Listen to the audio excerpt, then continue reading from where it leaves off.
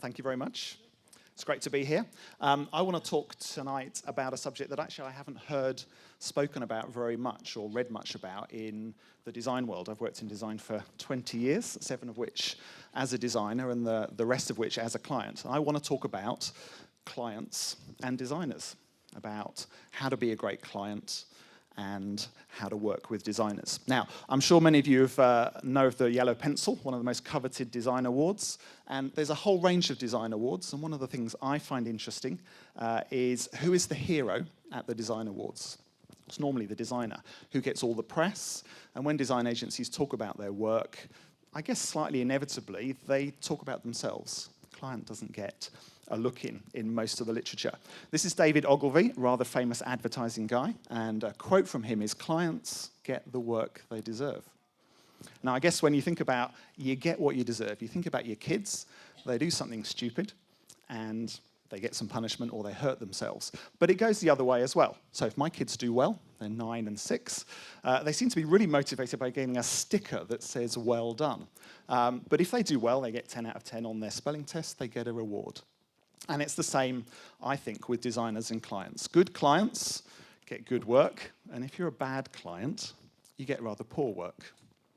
Now, I've got a really simple approach to projects and designers. I want the best designer in the world on every single project that I'm working on and that I'm leading, because I want the best results. But those people vary. So Bolt runs a very fast 100 meters. He's unlikely to win the marathon.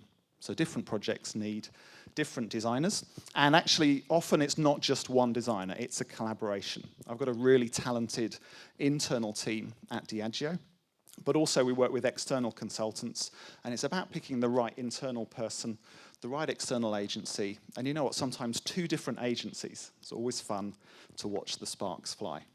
So one of the key skills that I need to have as a leader of design within the organization is, amongst the sea of designers and agencies that are out there, who on earth do I pick? It's a really important skill for me, knowing the right designer for the right project and getting them to work for us and be motivated by us. Another really important skill is actually planning and plotting the strategy. So what's the brief? What are we actually seeking to solve? And how are we strategically going to work our way towards that through what can sometimes be the confusion of working in a large organization? What's the strategy for the design? What's the strategy for the project?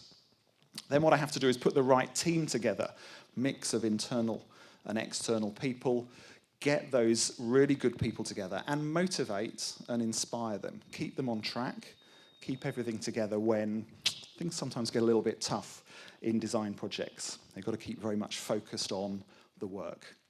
There's also quite a lot of internal selling involved in being a really good client. Me selling in the benefits of design, the benefits of new working approaches, looking people in the eye and holding them to the commitments that they've made about great design, about process, about quality of outputs. Now, a few skills that I have to have as a client. First is, I've got to know what I want, what I really, really want. And that's not really about knowing what the solution is. If I knew that, I wouldn't need to employ other designers. But even I'm not that clever.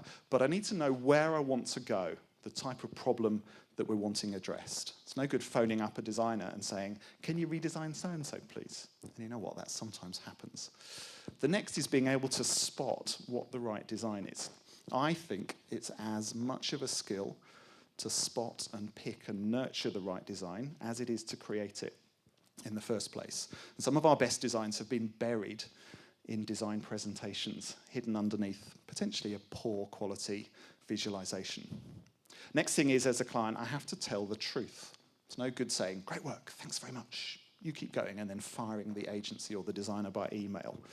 The truth can sometimes hurt, but it's important to give that truth throughout the project in order to motivate people, but to do so with care and attention. It's really important to remember that designers are people too, people just like me, and treating them badly will probably mean you get bad work. If you treat them with care and consideration, you get a decent job out of them at the end of the day. So that's a few things about the skills that I need as a client, that anyone needs as a client. Here's a few things about how to work well on projects. First is real clarity on who is approving the design, and it should be the person right at the top of the business. Probably don't need Obama to approve our design, but I do need my chief executive to approve the design projects that we're working on. Second is a really senior and experienced group of people to work on the projects. Again, I doubt we'll get the global elders, but design takes great judgment, and that comes through years of experience and marketing and design nous. Next thing is getting the right project team together. It needs to be tight. You need a really talented group of people working on each project. As I said earlier, a mix of internal and external, good level of experience, and principle I work to is a maximum of 7, because you can't really communicate to or motivate a bigger group. You can't hold them together, especially if you're working internationally. And then the last thing is consulting the right people in the business, but actually importantly, having the authority to ignore them when you need to. You can't produce great design by committee. Most of the designs we all look at and admire. You can name a designer, and you can bet there were people that didn't like it, and that the designer ignored them, went with his judgment, and got a good result.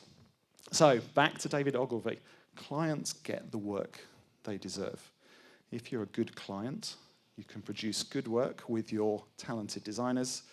If you're a poor client, it actually doesn't matter how good the designer is. The work won't be any good. And the real secret is the collaboration. It's the spark. Sometimes it really is a spark, and it's a little bit tough to manage it, but it's that collaboration between a great client that knows what they want and a great designer that's got a really strong set of skills. And we get what we all want, great quality design. Thank you.